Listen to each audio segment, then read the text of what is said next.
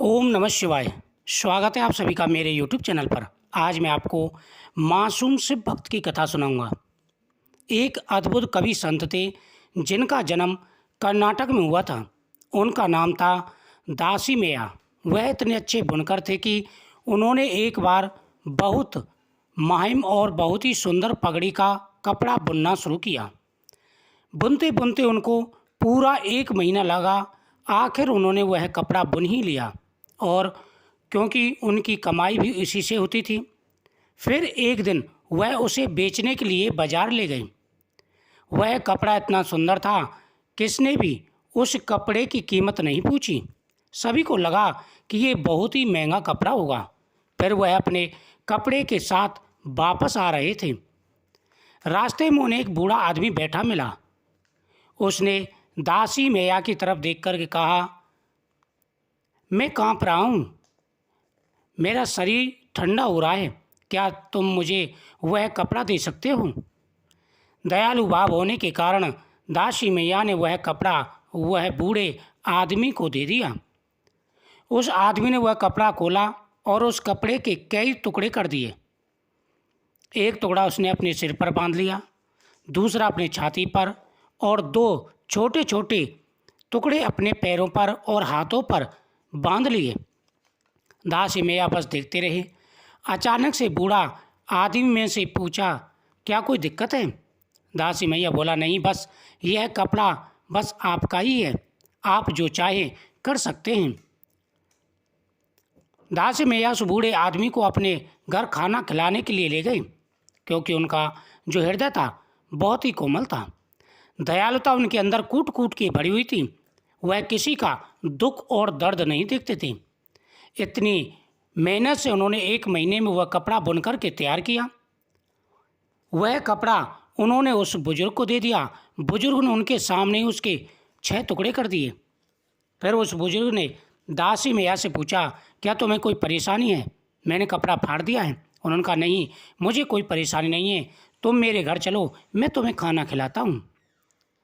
लेकिन घर पर खाने के लिए कुछ नहीं था, क्योंकि जो कपड़ा वो बुनते थे उसे बेचते थे और उसी से खाने का सामान लेकर के आते थे। अतिथि को देखकर उनकी पत्नी बोली, घर में इतना खाना भी नहीं, आप खा सकते, और आप एक मेहमान को साथ लेकर के आ गए हैं। दासी मैया फिर परेशान होकर कहा, चलो मेरा छोड़ो, घर में जो भी तिल फूल हो उसे बना करके इस बेचारे को ज़रूर खिला दो। जब उसकी पत्नी ने देखा कि हमारे तो खाने के लाले पड़े हैं, ये एक और व्यक्ति को लेकर के आ गए हैं, उसने कहा कि आपको पता था कि हमारे घर में खाने को कुछ भी नहीं है और आप ऊपर से इस व्यक्ति को भी लेकर के आ गए। दासी मैया बोला, कोई बात नहीं, मुझे छोड़ो, मैं तो भूखा रह लूँगा। ये बेचारा काफ़ी बुजुर्ग मालूम होता है, भूखा मालूम होता है, काफ़ी बुजुर्ग है। ऐसा करो, घर में जो भी सामान रखा हो उसे लेकर के आ जाओ। तो फिर क्या था, अपने भक्त को ज़्यादा दुखी अवस्था में, असमंजस में पड़ा नहीं देख पाई। वह बूढ़ा आदमी और को नहीं, स्वयं भगवान भोलेनाथ थे। वह दासी मैया की हालत देखकर अपने वास्तविक रूप में आ गए। फिर भगवान शिव एक मुट्ठी चावल उनके अनाज के बर्तन में डाल दिया। वह बर्तन अक्षय पात्र बन गया। जब भगवान शिव ने देखा कि उसके घर की हालत बहुत ही खराब है, क्योंकि उसका नियम था वह अपना कार्य करते करते ओम नमः शिवाय, ओम नमः शिवाय, ओम नमः शिवाय, ओम गौरी शंकराय नमः आदि मंत्रों का जाप किया करता था। भगवान शिव ने देखा, भाई मैंने इसकी परीक्षा ले ली, इसने महीने में बुन करके जो कपड़ा तैयार किया वो भी मुझे दे दिया, अब ये खाने के लिए भी अपने घर पर मुझे लेकर के आया है, साथ ही इसके घर में खाने को कुछ भी नहीं है, ये परेशान हो रहा है। अब भगवान तो भोलेनाथ हैं, अपने वास्तविक रूप में आ गए। एक मुट्ठी चावल उसके अनाज के बर्तन में डाल दिया, वह अक्षय पात्र बन गया। भाव की जिसका कभी अंत न हो। उस बर्तन में फिर कभी भी अनाज खत्म नहीं हुआ, यानी वह कभी खाली नहीं हुआ। दासी मैया और उसकी पत्नी ने उस बर्तन से बहुत से लोगों की मदद की। अब उनका प्रतिदिन का नियम बन गया। वह सबसे पहले भगवान शिव का अभिषेक किया करते थे। दोनों पति पत्नी भगवान शिव की पूजा करते थे और अक्षय पात्र को लेकर के बाहर बैठ जाते थे। पूरे परिवार के साथ साथ में वह पूरे गांव की भूखमरी दूर करते थे। सभी साधु संतों को गांव में जो भी भूखा रहता था सबका भोजन कराते थे। वह स्वयं भोजन करने के बाद में फिर उस आख्या पात्र को रख देते थे और फिर दूसरे दिन उनका यही नियम था, भगवान की पूजा करने के बाद में पहले सबको खाना खिलाने के बाद में स्वयं खाते थे। यह था दासी मैया की कथा। उनकी भक्ति कविताएं और उनकी अनुपस्थिति ने कई लोगों को रूपांतरित किया और कई लोगों के हृदय परिवर्तन किए। इस वजह से लोगों को दासी मैया को देवरा दासी मैया कहने लगे। देवरा की भाव अर्थात यह जो भी ईश्वर का है। भोलेनाथ को पहनने के लिए कुछ ज़्यादा यातन करने की ज़रूरत नहीं होती, बस भगवान के लिए हृदय में प्रेम होना चाहिए।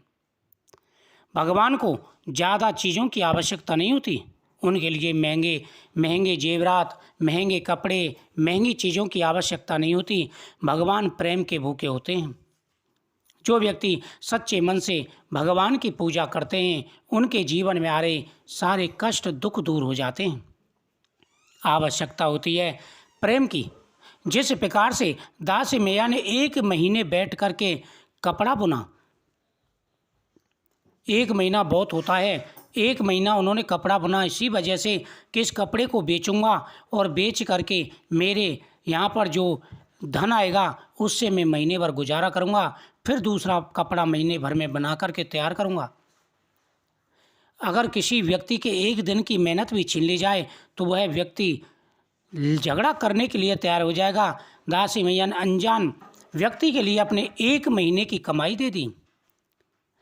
यह होता है दयालुता, दूसरों के प्रति प्रेम भाव, दूसरों के प्रति इंसानियत। अगर व्यक्ति के मन में इस प्रकार की इंसानियत हो तो भगवान बहुत जल्दी प्रसन्न हो जाते हैं। भगवान अपने भक्त की परीक्षा लेते हैं। जिस प्रकार से भगवान शिव ने उसकी परीक्षा ली, तो भगवान की पूजा करते समय आप ध्यान रखें, पूजा करें सच्चे मन से पूजा करिए। जब भी पूजा करें पूरे भक्ति भाव के साथ में पूजा करें, दिखावटी पूजा ना करें, अवमान के साथ में पूजन ना करें। तुम्हारे पास धन ज़्यादा है और कोई आपके साथ गरीब व्यक्ति खड़ा है, अगर वो है भगवान शिव की पूजा कर रहा है तो उसी प्रकार से आप भी पूजा करिए। बहुत से लोगों में अवमान आ जाता है, इसलिए भगवान के सामने अवमान नहीं होना चाहिए। भाई मेरे सामने ये गरीब है, ये पूजा भी नहीं जानता, पूजा कर रहा है, मैं यहाँ काफ़ी देर से खड़ा हूँ। भगवान के दरबार में सब समान होते हैं। भगवान सबके लिए समान आशीर्वाद देते हैं, लेकिन जिसके मन में प्रेम हो, दयालुता हो, इंसानियत हो, भक्ति हो, भगवान उसी से प्रसन्न रहते हैं। मुझे उम्मीद है आपको ये कथा बहुत ही सुंदर लगी होगी। वीडियो शेयर करें और इस कथा को प्रतिदिन श्रवण करें, आपके घर में धन्य धान्य बढ़ जाए।